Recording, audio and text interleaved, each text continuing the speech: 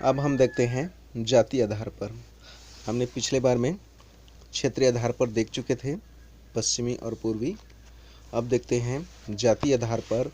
तो जाति आधार पर हम देखते हैं कि छत्तीसगढ़ के जातिगत विभेदों के आधार पर बोलियों के उच्चारित रूप प्रायः नहीं बदलते। अर्थात छत्तीसगढ़ के जो जातिगत विभेद हैं उनके आधार पर भी बोलियों के जो उच्चारण है वह प्रायः नहीं बदलता। छत्तीसगढ़ की मातृभाषाओं का उल्लेख 1961 के जनगणना के प्रतिवेदन में इस प्रकार किया गया है। इस क्षेत्र के अंतर्गत सिवनी, बालाघाट, सरगुजा, बिलासपुर, रायगढ़, दुर्ग, रायपुर और बस्तर समाविष्ट हैं। अर्थात इतने क्षेत्र आते हैं। उसमें छत्तीसगढ़ का निम्न विभाजन प्रस्तुत किया गया है। बैगानी, भूलिया, बिलासपुर, बिंझवारी, छत्तीसगढ़, देवार, धमधी, गौरिया, गौरी, कांकेरी, लरिया, नागवंशी, पंडो, पनकी, सतनामी, सरगुजिया। इन सबको आपको याद करना है ना। याद करने का एक शॉर्ट ट्रिक ये है, B4 अर्थात बी से 4 नाम, बैगानी, भूलिया, बिलासपुर, बिंझवारी। ठीक है। सी में 1 छत्तीसगढ़, D2 है ना, D2 में देवार और धमधी, KLN में कांकेरी, लरिया, नागवंशी। आपको जल्दी याद हो जाएगा ना, KLN। उसके बाद देखते हैं P2 अर्थात पंडो और पनकी। फिर S2 सतनामी और सरगुजिया। आप इनको एक बार पढ़िए, फिर ये क्रम आप याद रखिए, है ना, आप फिर आसानी से याद हो जाएगा। तो इनमें अनेक मातृभाषाएं बोलीगत विभेदों की सूचक न होती हुई जातिगत विभेदों को व्यंजित करती है। अर्थात जाति आधार पर ये बोली बोली जाती है। आगे देखते हैं, इनमें तथा ग्रियर्सन के वर्गीकरण में बस्तरी को छत्तीसगढ़ी के अंतर्गत स्वीकृत नहीं किया गया है। यह ग्रियर्सन एवं स्टेन कोनो के विचार विभेद का ही परिणाम है। अर्थात इतने भी बोलियां हैं उसको बस्तरी को छत्तीसगढ़ के अंतर्गत वर्गीकृत नहीं किया गया है, नहीं रखा गया है ना। यह ग्रियर्सन एवं स्टेन कोनो के विचार विभेद का ही परिणाम है। देखते हैं, ग्रियर्सन ने लिखा है, जिस समय मैं पूर्वी हिंदी पर काम कर रहा था उसी समय प्रोफेसर स्टेन कोनो मराठी पर कार्य कर रहे थे।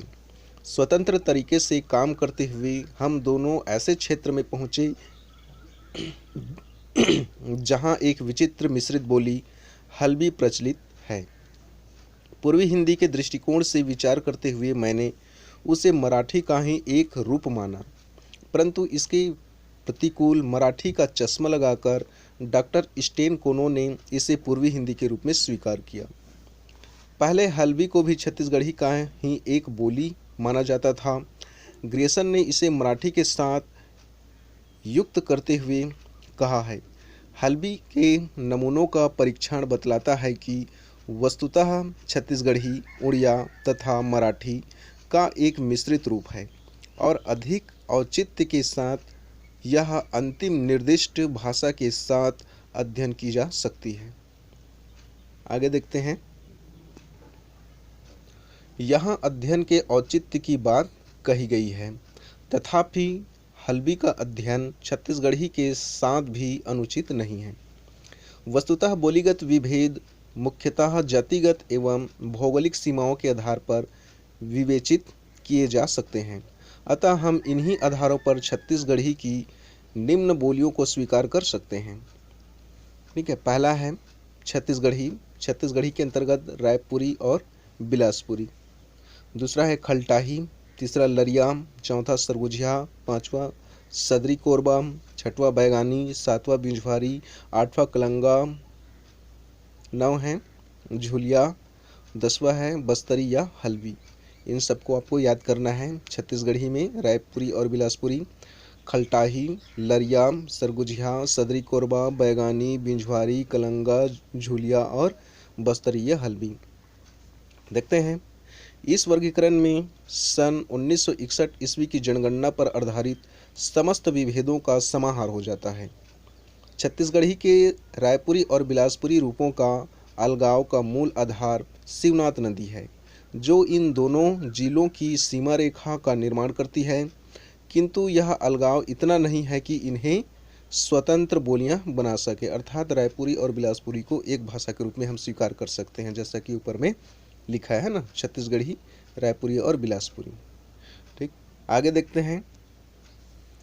देखते हैं इसी प्रकार सरगुजिया और सदरी कोरबा के वाणी विभाजन का आधार भी पर्वतमालाएं ही हैं।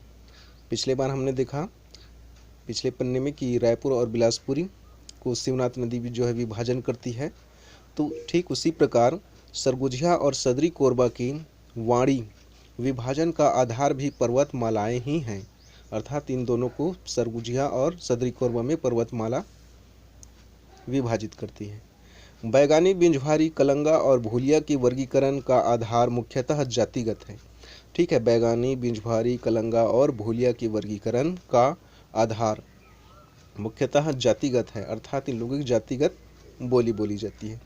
तथापि कतिपय भौगोलिक स्थितियां भी इनके अलगाव का कारण है। जो भौगोलिक स्थिति है उनके बोली का अलगाव का कारण है। खलटाही का वर्गीकरण विशुद्ध प्राकृतिक आधार पर किया गया है तथा बस्तरी या हल्बी के वर्गीकरण का भी यही कारण है। छत्तीसगढ़ की सामान्य प्रवृत्तियां इन सभी में विद्यमान हैं। इनमें छत्तीसगढ़ी, बैगानी, भूलिया, बिंझवारी, लरिया और सरगुजिया मातृभाषाएं बोलियों के रूप में स्वीकृत है ना। ये जितने भी बोली है ये मातृभाषाएं बोलियों के रूप में स्वीकृत है।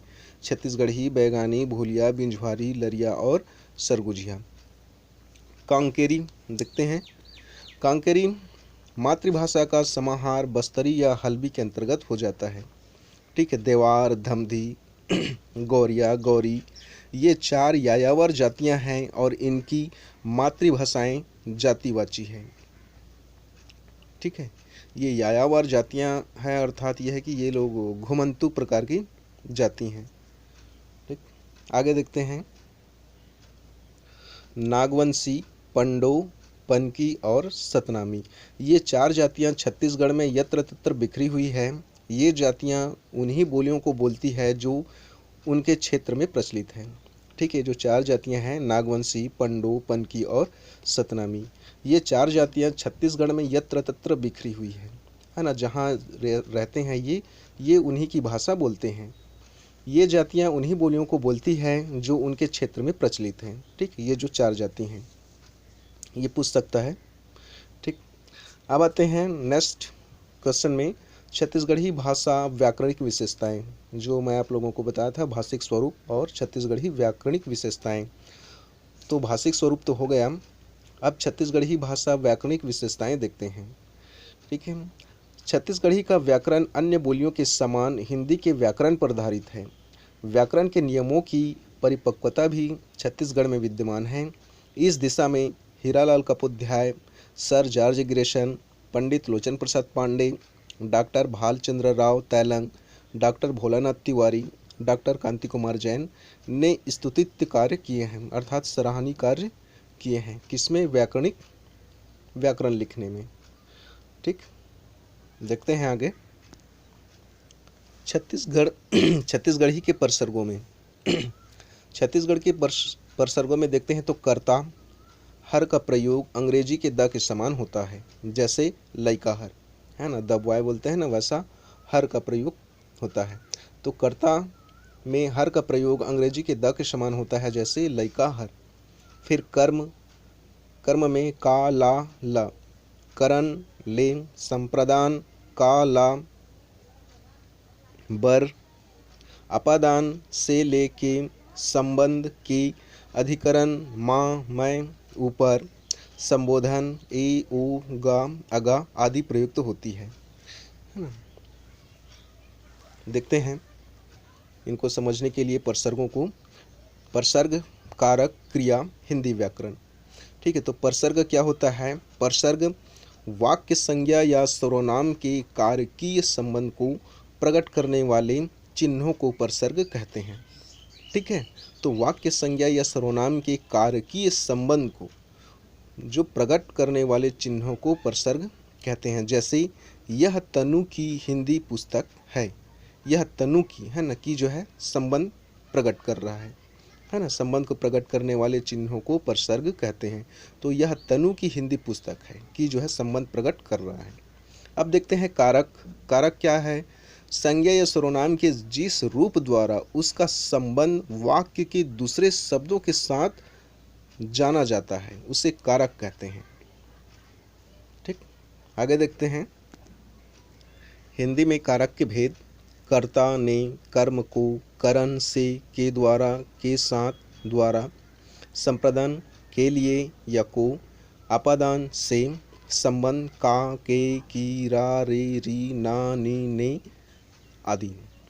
अधिकरण में पर, पे, संबोधन हे, अरे, अजी, ओ। ठीक है, ये हिंदी के कारक के भेद हैं और छत्तीसगढ़ी के कारक के भेद आपको ये है।